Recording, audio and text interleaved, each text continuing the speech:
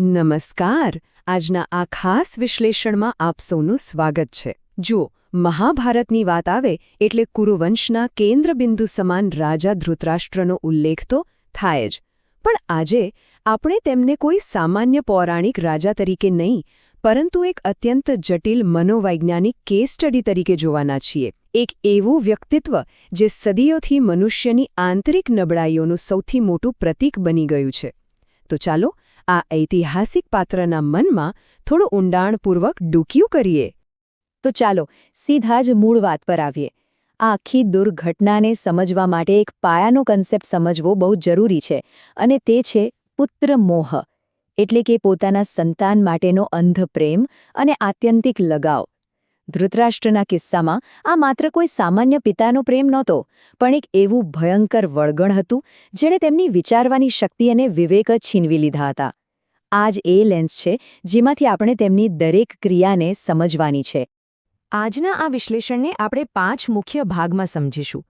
પહેલા જોઈશું તેમનો બેવડો અંધાપો, પછી સત્તાનો મોહ, તેમનું વિરોધાભાસી વ્યક્તિત્વ, તેમના સ્વભાવના સારા અને નરસા પાસા, અને છેલ્લે આ બધામાંથી મળતો એક જબરદસ્ત જીવનપાઠ. તો શરૂઆત કરીએ આપણા પહેલા અને બહુ જ મહત્વના મુદ્દાથી, શારીરિક અને માનસિક અંધાપો. મોટાભાગે આપણે ધૃતરાષ્ટ્રને માત્ર તેમની આંખોની ખામીથી જ ઓળખીએ છીએ, ખરું ને? પણ વાસ્તવમાં એ શારીરિક દૃષ્ટિ ન હોવી એ તો તેમની આંતરિક ખામીનો માત્ર એક નાનકડો અંશ હતો. ખરી ગરબડ તો તેમના મનની અંદર ચાલી રહી હતી. હવે આ તફાવત બરાબર સમજવા જેવો છે. શારીરિક અંધાપો એ કુદરતી વસ્તુ છે, તેના પર કોઈનો કંટ્રોલ હોતો નથી. પણ નૈતિક અંધાપો એ તો બિલકુલ જાણી જોઈને કરેલી પસંદગી છે. પોતાની ઊંડી અસલામતી અને દુર્યોધન પ્રત્યેના આંધળા પ્રેમને કારણે અધર્મ થતો હોવા છતાં તેને ન જોવાની અને આંખ આડા કાન કરવાની આ તેમની પોતાની ચોઈસ હતી. અને આ માનસિક અંધાપાના પરિણામો કેટલા ભયંકર આવ્યા? તેમનામાં નૈતિક દ્રષ્ટિનો સંપૂર્ણ અભાવ આવી ગયો. સામે દેખાતું હતું કે દીકરો અધર્મ કરી રહ્યો છે, છતાં તેને રોકવામાં તેઓ સાવ નિષ્ફળ રહ્યા. આ બધાનું મૂળ ક્યાં હતું ખબર છે? જન્મથી અંધ હોવાને કારણે જ્યારે પાંડુને રાજા બનાવવામાં આવ્યા ત્યારે તેમના મનમાં એક અન્યાયની અને અસલામતીની ભાવના ઘર કરી ગઈ હતી. બસ આ જ ભાવનાએ એ ઝેરી લગાવને જન્મ આપ્યો, જેણે તેમની બુદ્ધિ ભ્રષ્ટ કરી દીધી. આ જ વાત આપણને તેમના મનોવિજ્ઞાનના બીજા સ્તર તરફ લઈ જાય છે, સત્તા પ્રત્યેનો આત્યંતિક મોહ. પાંડુના મૃત્યુ પછી જ્યારે ધૃતરાષ્ટ્રને કાર્યકારી રાજા બનાવવામાં આવ્યા ત્યારે વર્ષોથી દબાયેલી સત્તાની એ ભૂખ અચાનક જ જ્વાળામુખીની જેમ ફાટી નીકળી. આ ભૂખ એટલી તીવ્ર હતી કે હસ્તિનાપુરનું સિંહાસન પોતાના જ વંશજો પાસે રહે તે માટે તેઓ કંઈ પણ કરવા તૈયાર હતા. જરા વિચારો, દ્રૌપદીના ચીરહરણ જેવી કંપાવી મૂકે તેવી ઘટના વખતે પણ તેઓ બિલકુલ ચૂપ રહ્યા. આ મૌન કોઈ શારીરિક નબળાઈ નહોતી, પણ સત્તા ગુમાવવાના ડરથી જન્મેલી એક ભયંકર નૈતિક કાયરતા હતી. ન્યાય શું છે એ ખબર હોવા છતાં તેઓ માત્ર ન્યાયનો એક ભ્રમ જ ઊભો કરતા રહ્યા. હવે આ બધું જ તેમના વ્યક્તિત્વને કેટલું કોમ્પ્લેક્સ બનાવે છે તે જોઈએ. તેમનો સ્વભાવ કોઈ સીધો સાદો નહોતો, પણ પારાવાર વિરોધાભાસથી ભરેલો હતો. આખા શાસનકાળ દરમિયાન તેમના મનની અંદર સતત એક પીડાદાયક સંઘર્ષ ચાલતો જ રહ્યો. અહીં એક બહુ જ મોટો સવાલ ઊભો થાય છે, જેના પર આપણે સૌએ વિચારવા જેવું છે.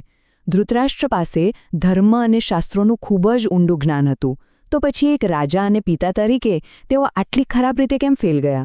આ સવાલ જ બતાવે છે કે માત્ર ગહન જ્ઞાન હોવું અને એ જ્ઞાનને ખરેખર પ્રેક્ટિકલ લાઈફમાં અમલમાં મૂકવું એ બંને વચ્ચે જમીન આસમાનનો તફાવત છે. જો સૌથી કમાલની વાત તો એ છે કે તેમની પાસે વિદુર જેવા અત્યંત તેજસ્વી સલાહકાર હતા, જે તેમને ડગલે ને પગલે સાચો રસ્તો બતાવતા. ધૃતરાષ્ટ્ર પોતે પણ સાચું ખોટું બરાબર જાણતા હતા. પણ તકલીફ ક્યાં હતી? તેમના વ્યક્તિગત મોહ અને લગાવે તેમની નિર્ણય શક્તિને જાણે લકવો મારી દીધો હતો. જ્યાં દુર્યોધનની વાત આવે ત્યાં બધું જ જ્ઞાન બાજુ પર મુકાઈ જતું. અને આ અંધ મોહનું પરિણામ શું આવ્યું? યુદ્ધ પૂરું થયું ત્યારે એક અત્યંત હૃદયદ્રાવક સ્થિતિ સર્જાઈ. પોતાના બધા જ 100 પુત્રો તેમને ગુમાવી દીધા. બચ્યો તો માત્ર એક ભયંકર વિનાશક પશ્ચાતાપ. આ ક્રોધ અને પશ્ચાતાપ એટલો પ્રચંડ હતો કે જ્યારે ભીમ તેમને મળવા આવ્યા ત્યારે ભીમ સમજીને તેમણે એક લોખંડની મૂર્તિને એવા જોરથી બાથ ભીડી કે તેના ચૂરેચૂરા થઈ ગયા. આ પ્રસંગ તેમના મનની એ અંદરની આગ અને પશ્ચાતાપને છતી કરે છે. આ ઇમોશનલ પાસાઓ જોયા પછી ચાલો તેમના વ્યક્તિત્વને થોડું સ્ટ્રક્ચર્ડ રીતે સમજીએ.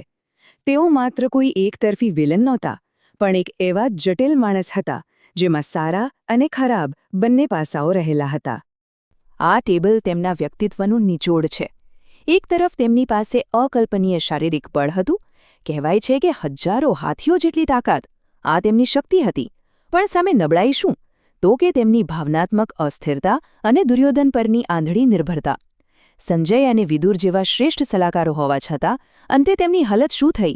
બધું જ ગુમાવી દીધું અને છેલ્લે પાંડવોના આશ્રયે રહીને ગાંધારી અને કુંતી સાથે વનવાસ સ્વીકારવો પડ્યો. અફાટ શારીરિક શક્તિ અને અત્યંત ભાવનાત્મક નબળાઈનો આ કેવો કરુણ વિરોધાભાસ છે. તો હવે આપણે આ વિશ્લેષણના અંતિમ પડાવ પર પહોંચી ગયા છીએ. આખી કથા, આ જટિલ પાત્ર અને આ ઐતિહાસિક ભૂલોમાંથી આપણે આજે શું શીખી શકીએ? ચાલો તે અમૂલ્ય લાઈફ લેસન તરફ આગળ વધીએ. અહીં મેસેજ એકદમ ક્લિયર અને ધારદાર છે. જ્યારે પણ કોઈ વ્યક્તિ, ખાસ કરીને કોઈ લીડર કે શાસક, પોતાની ફરજ એટલે કે પોતાના ધર્મને બાજુ પર મૂકીને પોતાના અંગત પક્ષપાત કે મમતાને પ્રાયોરિટી આપે છે, ત્યારે તેનો અંત નિશ્ચિત છે. પોતાના સ્વાર્થ માટે ન્યાયની અવગણના કરવી એ માત્ર કોઈ એક વ્યક્તિને નહીં, પણ આખી સિસ્ટમ અને સામ્રાજ્યને ડૂબાડી દે છે. આ વાત જેટલી કુરુક્ષેત્રના સમયમાં સાચી હતી, એટલી જ આજે પણ લાગુ પડે છે. અંતે આ એક બહુ જ પાવરફુલ વિચાર સાથે આપણે આ સત્ર પૂરું કરીશું. જો ધૃતરાષ્ટ્ર એ માત્ર કોઈ વાર્તાનું પાત્ર નથી, પણ આપણા સૌની અંદર ક્યાંક ને ક્યાંક છુપાયેલી એક નબળાઈનો અરીસો છે. ક્ષમતા હોવા છતાં સત્ય સામે આંખ આડા કાન કરવા અને મોહમાં પડીને ખોટા રસ્તે જવો એ અનિયંત્રિત મહત્વાકાંક્ષાનું કેટલું મોટું જોખમ છે, તે આ પાત્ર આપણને બતાવે છે.